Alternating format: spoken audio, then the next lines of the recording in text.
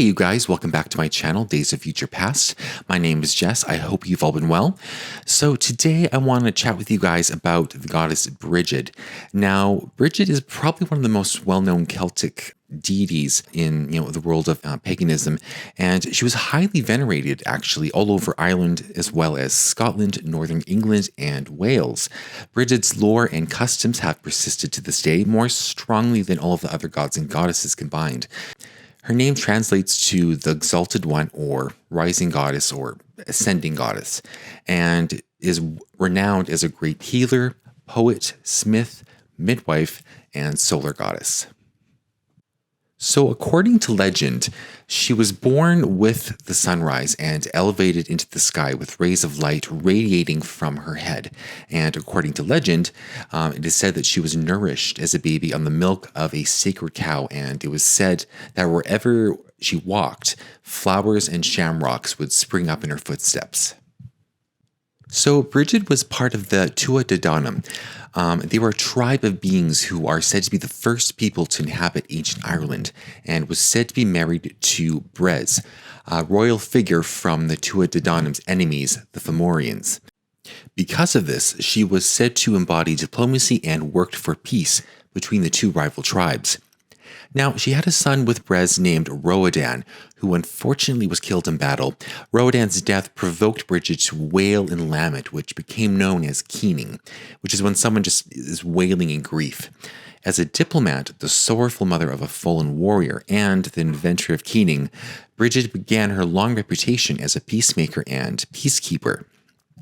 Now, her main festival is called Imbolc, and it's held on either February 1st or the 4th, and it celebrates the arrival of spring, as well as the lactation of ewes and the lambing season. Imbolc is also celebrated as the official halfway point between winter and spring.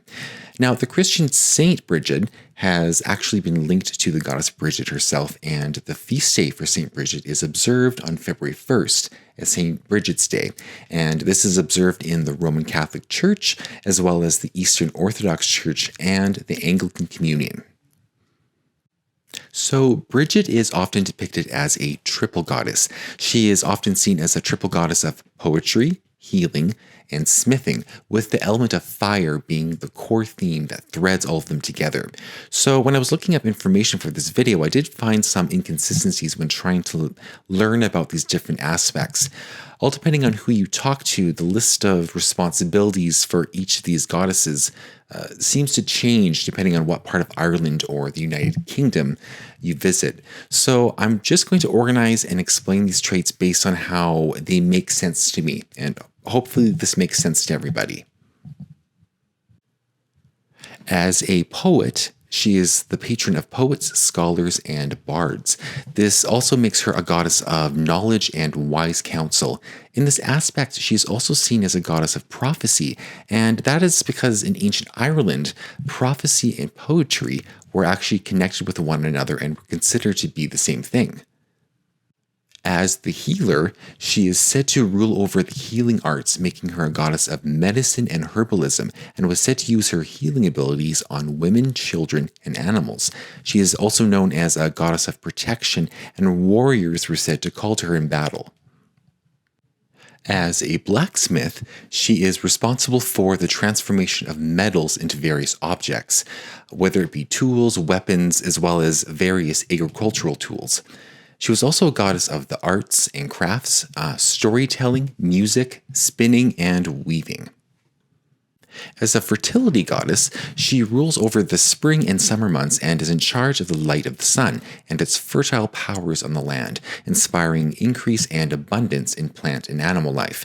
Brigid is highly venerated as an agricultural goddess and is said to have favored herded animals, particularly livestock, her favorites being cows, sheep, and pigs.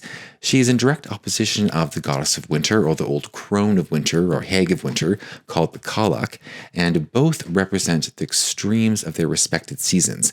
There's actually one story that states she was kidnapped by the Cailleach, and in between the time of Imbolc and the spring equinox, that is the time that she is said to have escaped her prison. As a mother goddess, she rules over midwifery, labor, delivery, the home, and hearth. It was said she leaned over every cradle, watching over the newborn. One legend says that when a woman was in labor, the midwife would stand at the threshold of the home and would invite the goddess into the home to assist with the birth. Alright, you guys, so that is the end of the video. I hope you guys liked it. Please remember to like the video, please remember to subscribe to my channel, and please remember to turn on your notifications so you can be notified as soon as I upload any new content. I hope wherever you guys are in the world, I hope that you are happy, I hope you're healthy, and I hope that you are safe. And I will see you all next week. Alright, bye-bye.